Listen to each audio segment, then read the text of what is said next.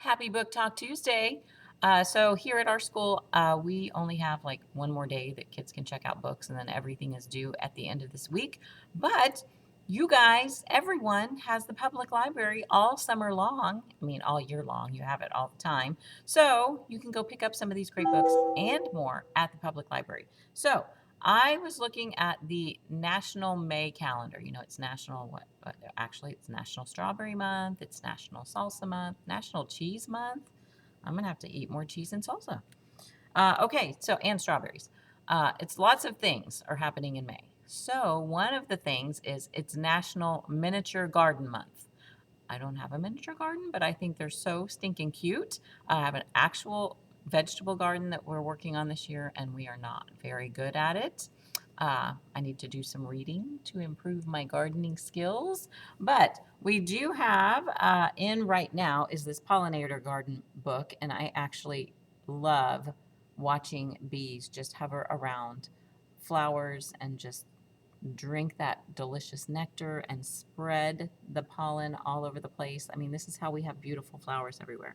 So, pollinator gardens are fantastic for our environment and they are beautiful. The bees aren't going to bother you, they don't care about you, they care about the flowers. So, that's a great thing you can do. And then I found some other books that have something to do with the garden, like The Doll in the Garden. So this one is a creepy ghost story that, we have a lot of kids that like scary things. So Mary Downing Hahn is a great author for creepy ghost stories. So when you go to the public library this summer, make sure you pick up some of her books. You might want to pause right now and go get a piece of paper and some pencils or a pencil so you can jot these down and then come back. All right. Are you back? Okay, so also we have The Night Gardener. This is another creepy book that you might enjoy. It's about these two kids who go, they don't, their parents can't take care of them. So they go somewhere in England to work as servants in someone's house. Well, things are not the way they should be. Everything is not, just doesn't feel right in this house. And there's this creepy man that has started appearing out in the garden at night, and also they are hearing footsteps in the house. So the house seems to be cursed. So that's another one. You guys like all those creepy things. And then I may have talked about this earlier this year because I read this year and I loved it. The Gardener of Alcatraz. This is a literary nonfiction, I think. I mean, they keep changing what that is. But this is a biography about a man who was imprisoned in Alcatraz, and he became the gardener there and like turned the whole island around with beauty. So I love that story. And it gives you a little bit more information in the back about him. All right, so May is also National Water Safety Month. During the summer, there are drownings every single day. I talked to y'all about this when I was talking about the public library programs that they have because they have a water safety course. Everyone needs to take water safety courses if you are going to be by a pool or a lake or the ocean or a river because you never know when there's going to be an emergency. I can swim. I know how to swim. I was a swimmer in high school, but I still am cautious around water because it can be very, very dangerous.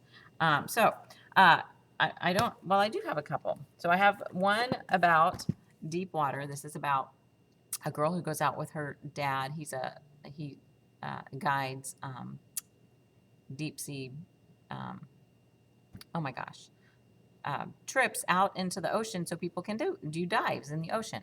And so this girl knows how to dive as well. And so the dad was on the boat and they took out this father-son team that was just they they were very full of themselves and they didn't care if the weather was bad and they didn't care if the conditions were not good. They were going anyway, so they went out and while the girl was out with the father-son team doing their dive, something happened with the dad on the ship. They got disconnected from the ship or the boat. They are literally in the middle of the ocean. No one knows where they are. No one knows what happened to her dad. Super scary, super suspenseful. Great book. Great book. Flooded is a novel in verse that takes place in Jamestown, Pennsylvania in 1800s, 1889.